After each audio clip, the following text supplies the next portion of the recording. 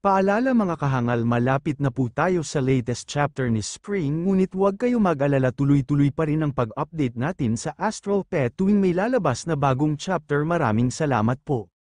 Lumuhad naman rito si Rylan para humingi ng pahintulot kay Spring na aalis na nga raw siya para iligtas ang kanyang pamilyang Tang dahil may kinakaharap ito na malaking problema. Ngunit tinignan lamang siya ni Spring dahil si Rylan ay isang tao na mayabang na babae at mapagmataas sa lahat ng mga tao. Ngunit ngayon ay binababa niya ang kanyang pride para sa kanyang pamilya. Nagtanong naman rito si Spring kay Rylan, na kung totoo nga ba ang kanyang sinabi na ang dalawang pamilyang Sito at pamilyang Wang ay nagtulungan para pabaksakan ang pamilya Tang. At saad din ni Spring na kahit napayagan niya siya, wala man lang ito na magagawa dahil hindi pa niya nakakamit ang pagiging Beast Hunter, at sa tingin ba ni Rylan kaya niyang harapin ang dalawang pinakamakapangyarihang pamilya na ito? Wala naman pakialam si Rylan sa mga tinura ng bida dahil ang nasa isip-isip niya lang ay ang matulungan ang kanyang pamilyang Tang sa pagkawasak.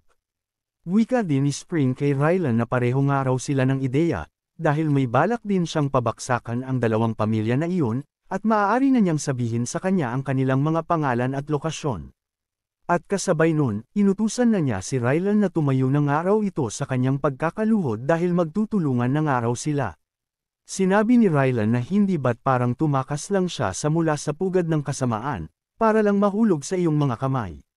Pinagtawanan naman siya ni Spring dahil nagsasalita nga raw si Rylan ng nonsense. Wika din ni Spring na kung ayaw na pag-usapan ni Rylan ang tungkol dito, may gagawin pa nga raw siya, kaya kasabay nun, tinawagan naman ni Spring si Zhang para magtanong dito na kung ano na nga raw ang progreso ng bound contract nila. Nagpasalamat si Zhang kay Spring dahil ang mga materyales na ibinigay niya, ang pag-unlad ay maayos na umuusad, at dapat nga raw silang maging handa para sa unang pagsusulit sa loob ng 5 buwan. Napaisip naman rito si Spring sa 5 buwan, duda nga raw siya sa pagkalipas sa kawalang hanggan ay magbibigay sa kanila ng ganoong kadaming oras. Sinabi naman ni Zhang sa ating bida sa kasalukuyan naming mga mapagkukunan at tauhan sa Tianlong Academy 5 buwan nga raw ang pinakamabilis na kaya nilang gawin. Nauunawaan na ni Spring ang sinabi ni Zhang sa kanya, ngunit humingi ito ng kahilingan na kung pwede ba nga raw pabilisin na niya ang progreso nito. Kasunod nun, malilipat ang eksena sa Holy Light Base City Beast Instructor Association Conference Room, habang tinatawagan ng isang tauhan si Elder Bai na si Legendary Spring nga raw ay tumatawag sa kabilang linya. Sinagot na ni Elder Bai ang tawag ni Spring, ngunit ang mga tao dito ay masayang nagsasalita dahil si Spring nga raw ang taong nagdala kay Longjiang sa tagumpay sa paglagpas sa kawalan. At narinig niya din ang taong araw na ito ay wala pa sa 20. At sinabi din ng iba ang batang taong ito ay talagang umabot sa antas kung saan kaya nilang makipaglaban sa mga celestial na nilalang.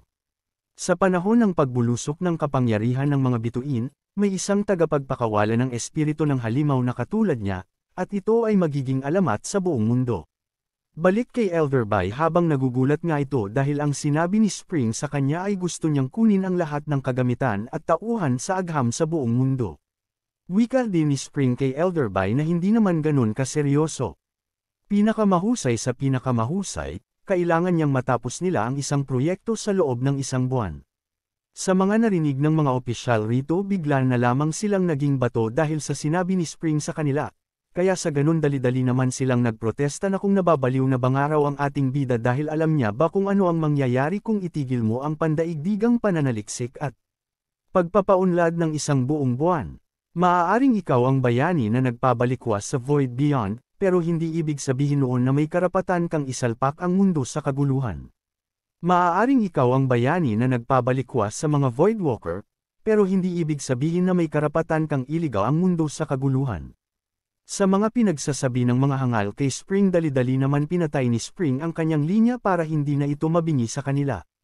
Nag-alala naman rito si Zhang dahil madami ng araw nagagalit kay Spring ngayon. Ngunit sinabihan naman siya ni Spring na wag na nga raw itong mag-alala sa kanya dahil maliit na bagay lamang iyon sa kanya. Kasabay nun, nagpaalam na si Spring kay Zhang at tatawagan na nga raw niya ito ulit kapag tapos na nga raw ang pinagagawa niya rito. Sumang-ayon naman rito si Zhang at nagpaalam na din ito.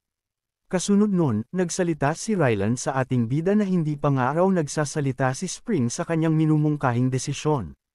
Sarkastiko naman na nagsalita rito si Spring kay Rylan, sa kanyang mahina at payat na katawan magagawa niya bang maligtas ang kanyang pamilya. At huwag na nga raw ni Rylan banggitin pa ang pagligtas sa sinuman dahil magiging mas swerte lamang siya kung mabubuhay pa siya kapag pumunta siya doon. Sinabihan din ni Spring si Rylan na umalis na nga raw sila dahil tutulungan niya nga raw itong lumakas sa loob ng maikling panahon, bago sila pumunta sa kanyang pamilya. Sa mga sinabi ni Spring sa kanya, nagulat naman rito si Rylan dahil napakabait nga raw ni Spring sa kanya ngayon. Wika din ni Spring na hindi niya nga raw hahayaan na mapapahiya ang kanyang alalay na si Rylan doon kaya sasanayin niya nga raw ito para lumakas. Maya-maya pa pagkatapos ng ilang sandali, mapupunta na ang eksena na kung saan magsasanay si Rylan. Kasunod nun, nagsalita naman rito ang system ang paggalugad na ito ay tatagal ng 8 araw. Isang araw sa mapag-arugang kaharian ay katumbas ng 1 oras sa labas. Pagkapunta ni Spring at Rylan sa kanilang patutunguhan, nagtanong naman rito si Rylan sa ating bida na kung nasaan na nga raw sila. Sinagot naman siya ni Spring na ito nga raw ang kanyang kayamanang espasyo, na isang bulsa ng dimensyon ng ibang mundo na siya na mismo ang lumikha, at ito ay isang ilusyon lamang ngunit makakaramdam ka ng pagkatotoo sa pangyayari. At sinabihan niya din si Rylan na huwag nga raw itong masyadong mag-alala. Mag-focus na nga raw ito sa pag-aalaga ng kanyang sarili. Kaya sa hindi inaasaang pangyayari, bigla na lamang sumulpat ang isang halimaw sa likuran ni Rylan. Hindi naman agad napansin ito ni Rylan kaya pinagpawisan na lamang ito ng malamig dahil mapapaslang na nga raw siya. Kaya sa ganun na nga tuluyan na nahati ang katawan ni Rylan sa dalawa sa pamamagitan ng pag-atake ng halimaw sa kanyang likuran. Hindi naman nabahala rito si Spring dahil ito ay isang ilusyon lamang kaya pinagmamasdan niya lamang si Rylan sa malayo, dahil ang mundong ito ay si Spring ang Diyos dahil magagawa niya ang kahit na ano. Kasunod nun, inulat naman ng kanyang system na si Rylan nga raw ay namatay, at tinatanong din ng system na kung gusto na ba ng host na buhayin si Rylan ulit. Sumang-ayon naman rito si Spring, kaya makikita natin si Rylan ay nabubuo na ang kanyang katawan, at nagkaroon na din ito ng malay kaya dali-dali niyang tinanong kay Spring na kung anong araw ang nangyayari, dahil akala niyang araw ay namatay na siya. Sinagot naman siya ni Spring na ito ay isang ilusyon lamang at tandaan niya nga raw ito dahil kung talagang gusto mong iligtas ang mga tao, kailangan mong manatiling nakatuon, huwag magpapaabala, at mag-focus sa laban na nasa harap. Pagkatapos pagsabihan ni Spring si Rylan, dali-dali naman umatake rito ang halimaw patungo sa lokasyon ni Rylan. Naiwasan naman ito ni Rylan at dumistansya din ito gamit ang pagtamblang ng ilang beses. Naghanda naman rito si Rylan dahil nauunawaan na nga raw niya ang kanyang sitwasyon, at ang kanyang kaharap ay isang 9th-tier enraged beast, at may pagmamayabang din ito na nagsaad na ipapakita niya nga raw kay Spring na kung papaano niya ito tatalunan. Nag-flashback ang kwento kay Rylan noon siya ay isang bata pa lamang na nangangarap na maging pinakamalakas sa pamamagitan ng pagtalo sa mga halimaw. Ngunit kapag siya ay nagsasanay lagi na lamang siyang nadadapa, at nagkakasugat sa kanyang tuhod, ngunit sa kabila nun, lagi siyang tinutulungan ng kanyang kapatid. Kaya sa ganun, hindi siya sumuko at punong-puno ito ng kumpiyansa sa kanyang sarili. Balik kay Rylan habang makikita natin siya na punong-puno ng sugat ang kanyang katawan dahil sa natanggap niyang pinsala sa mga halimaw, makikita din natin ang mga halimaw na natalo niya. Naghanda naman rito si Rylan gamit ang isang matalim na buto na galing sa halimaw na natalo niya. Kasabay nun, sumugod naman rito ang 2 beast wolf sa kanya. Naiwasan naman ito ni Rylan sa pamamagitan ng pagtalon niya ng napakataas sa ere, at ito ang ginamit niyang paraan para makasakay ito sa likod ng isang beast wolf. Nahirapan naman si Rylan dahil nagpupumiglas ang beast wolf. Kaya sinaksak niya ang kanyang butong sandata sa halimaw pagkatapos nun, umatake naman ang isang halimaw sa pamamagitan ng kanyang abilidad na tinatawag na stillness. Sa kabutihang palad na pansin naman ito ni Rylan kaya madali niya lamang ito na naiwasan. Umatake naman ulit ang beast wolf ng kanyang stillness, ngunit sa pangalawang pagkakataon gumamit naman si Rylan ng kanyang barrier para salagin ang atake ng beast wolf, ngunit sa kasamahang palad na basag naman ang barrier ni Rylan dahil hindi niya kinakaya na pagsabayin ang 2 beast wolf. Ngunit sa hindi inaasahang pagkakataon, bigla na lamang nagising ang determinasyon ni Rylan kaya nagkaroon ito ng pambihirang lakas para mapagtagumpayan niya ang hinaharap niyang pagsubok. kaya sa ganun dali-daling sumigaw ng napakalakas si Rylan para itulak ang butong sandata sa nakasaksak sa halimaw. Kasabay nun, tuluyan nang natalo ang isang Beast Wolf, at bumaba na din si Rylan galing sa pinatay niyang halimaw, habang makikita siya rito na naglilisik ang mga mata nito sa determinasyon. Sa nasaksihan ng isang Beast Wolf bigla na lamang itong natakot kaya dali-dali itong tumakbo. Napansin naman ito ni Rylan kaya dali-dali niya ding hinagis ang kanyang butong sandata sa halimaw. Natamaan naman rito ang halimaw sa paa kaya hindi na ito nakatakbo pa. Kasunod nun, sumugod naman si Rylan patungo sa halimaw. Sumubok naman na umatake rito ang halimaw ngunit madali lamang ito na iwasan ni Rylan. Sa paglapit ni Rylan sa halimaw buong lakas naman ito sa pagsaksak sa leeg ng Beast Wolf. Nakahinga na ng maluwag si Rylan dahil natapos na niya ang kanyang pagsasanay. Wika naman rito ni Spring habang nakaaktibo ang kanyang Eye of God dahil sinusuri ni Spring ang pag-unlad ni Rylan. Ang pet store nga raw ni Rylan ay nakatali pa ngunit talagang umunlad ito mula ng unang beses niya siya nakilala.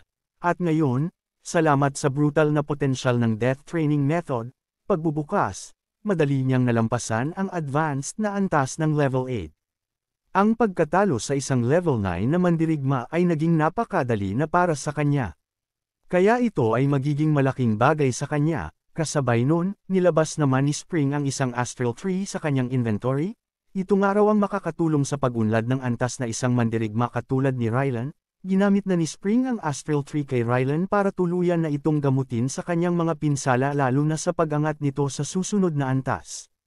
Nagliwanag naman rito si Rylan dahil sa Astral Tree, at nagulat ang system tapos na ang oras ng eksplorasyon, sarado na ang plano ng pag-aalaga, at nagsisimula ng pagbabalik. Habang walang malay si Rylan napapasambit na lamang ito sa kanyang sarili na maghintay nga raw ang kanyang kapatid saglit at babalik nga raw siya para tulungan sila. Makalipas ang ilang sandali, unting-unti na nagkakamalay rito si Rylan.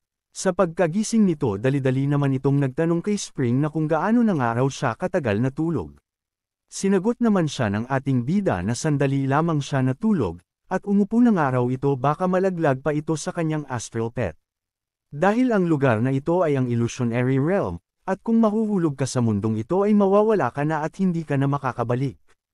Nagsalita naman rito si Rylan na masyado na nga raw sila nag-aaksaya ng oras, at nagtanong din ito kay Spring na kung nasaan na nga raw sila. Sinagot naman siya ni Spring na kakalabas lang nila sa Bay City. Sa totoong mundo, halos isang gabi pa lang ang lumipas, at huwag nga raw itong mag-alala, at nagtanong din si Spring na kung nasaan nga raw ang lokasyon ng pupuntahan nila. Sinabi ni Rylan na sa Nightfire Base nga raw ito, at tinuro niya ang lokasyon kay Spring na dadaan nga raw sila sa A-rank na Base City. Sumang-ayon naman rito si Spring, ngunit may nilabas naman ito na isang scroll galing sa kanyang inventory, at kasabay nun, kinuha niya ang isang sandata na nagmula sa gintong scroll na iyon. Pinagpawisan naman na nagtanong rito si Rylan kay Spring na kung ano nga raw ang ginagawa nito sa isang makapangyarihang sandata. Ngunit wala naman pasabi-sabi si Spring kaya agad-agad niyang inabot ang sandata kay Rylan. Nagulat si Rylan dahil sa pagbigay ni Spring sa kanya nito. Wika din ni Spring na halos naubos niya ang buong koponan ng mga alaga niyang halimaw sa Dragon Lion Hidden Plains, at hindi naman niya maaring hayaan na umalis siya na walang dala. Namamangha naman na pinagmamasdan ni Rylan ang sandata dahil napakalakas na enerhiya ng espada. Ang hangin sa paligid ng talam, halos kumikislap sa mga pagbabago ng kapangyarihan. Direktang tumama ito sa kanyang Diamond Calm, ang teknik na patuloy niyang pinapanday sa ilusyon. Ang tanging pagkakataon na nakaramdam siya ng katulad nito, ay nasa ilalim ng impluwensya ng payong panghuli ng Diyos ng dagat ng kanyang tiyuhin, ngunit iyon ay isang alamat na kayamanan maaari nitong patayin ang hari ng mga halimaw. Ito ang dahilan kung bakit ang aming pamilya ay dati nang kinatatakutan at pinagselosan. Ang matinding sensasyong ito ay kamangha-mangha, kasabay nun, sinugatan na niya ang kanyang kamay para maipatak ang dugo sa sandata para makilala na ito bilang master niya.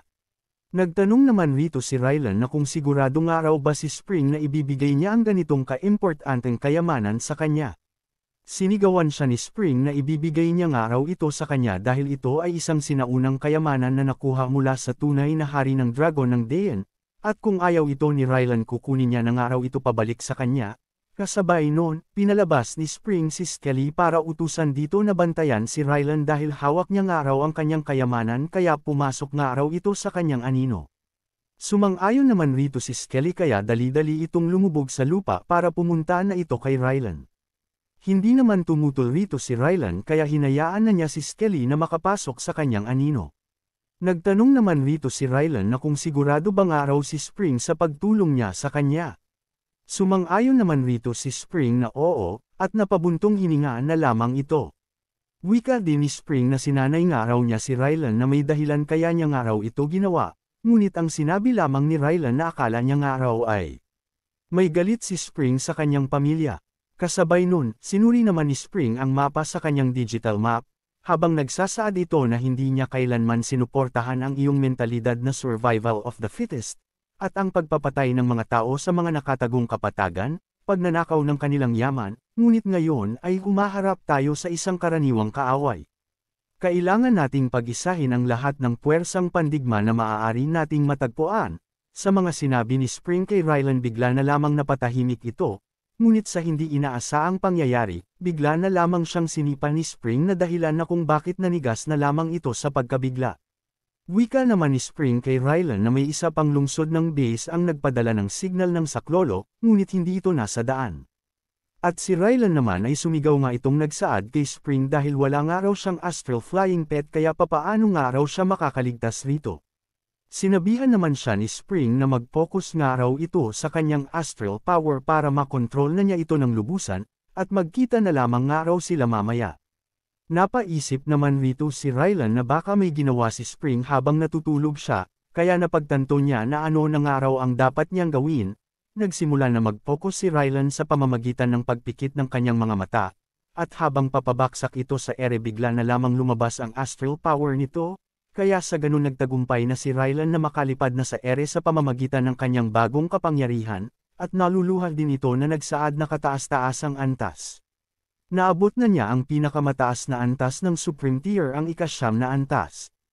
At hindi rin ito makapaniwala dahil parang panaginip lang ito para sa kanya, kasabay nun, pinikit ni Rylan ang kanyang mga mata para makapaghanda na ito sa darating na digmaan, at sa pagmulat ng mga mata nito handa na ito para sa lahat, humingi naman ng paggalang si Rylan sa ating bida na tatanggapin niya nga raw ito na isang malaking pabor sa kanya. Makalipas ang ilang sandali, mapupunta na ang eksena sa Nightfire Base City sa Tang Family Headquarters, habang makikita natin rito ang mga malalaking astral pet na nagmula sa mga kalaban nilang dalawang pamilya, na winuwasak na nila ang lungsod ng Tang Family, kaya ang mga tauhan ng mga Tang Family ay nahihirapan dahil sa lakas ng mga halimaw, wika naman rito ng mga tauhan ng pamilyang Tang na kung nababaliw na ba ang pamilya Sito at pamilya Wang. Pinasok nila ang mga nilalang na antas ng hari ng halimaw sa Base City. Kung magpapatuloy ito, ang buong A-level Base City ay magiging abo. Sa kabila ng kanilang pag-uusap, bigla na lamang may lumitaw na isang makapangyarihang spear na bumubulusok ito ng mabilis papunta sa mga halimaw. Sa pagkatama nito sa mga halimaw nawasak naman ang mga katawan nito sa lakas ng pinakawalan ng atake ng spear. Natalo na ang dalawang halimaw sa pamamagitan lamang ng isang atake, ngunit hindi pa tapos ang digmaan dahil magsisimula pa lamang ito. Ang may gawa pala ng pag-atake na iyon ay walang iba kundi ang pinuno ng pamilyang Tang na si Tang Linzon, at sinabihan niya ang kanyang mga nasasakupan na maghanda nga raw sila dahil uubusin nga raw nila ang mga kalaban, sumang-ayon naman rito ang kanyang mga tauhan kaya naghanda na sila sa pakikipaglaban. Sa kabilang banda, pinakita naman ang isang halimaw habang sakay-sakay niya ang dalawang hangal na family head ng Sito family at Wang family habang nakasakay sila na magkasama sa halimaw at makikita din natin ang isang makapangyarihang sandata sa kanilang likuran, at sinabihan niya naman ang family head ng pamilyang Tang na hindi naman sila mangmang para pumunta dito na walang alas pero ang iyong trump card, ang legendary tier treasure. Akala nila ay sapat na ang dalawang makapangyarihang halimaw para pabagsakin ang pamilya Tang ngunit nagkamali sila, at ang ilusyonaryong spear ng Diyos ng Dagat ang kapangyarihan nito ay naubos na kaya wala ng kakayahan pa na magamit niya ito, at wika din nila sa family head ng Tang family na nakakalimutan niya nga raw na hindi lamang siya ang may-ari na isang legendary tier treasure dahil bukod sila ay meron din ito. Sa mga sinabi ng dalawang hangal na ito bigla na lamang pinagpawisan rito si Tang Linzon at napagtanto na din niya na nasa mapanganib sila na sitwasyon, Kaya sa hindi inaasaang pangyayari bigla na lamang nagkaroon rito ng napakalakas na pagsabog sa lungsod ng Tang family. Sa kabilang banda naramdaman naman ito ni Rylan kaya napatigil lang siya ng saglit para iproseso ang kanyang naramdaman. At wika din niya ang pagsabog ng enerhiya na iyon ay galing sa Nightfire Base City. Nangamba din ito dahil ano nang araw ang nangyayari.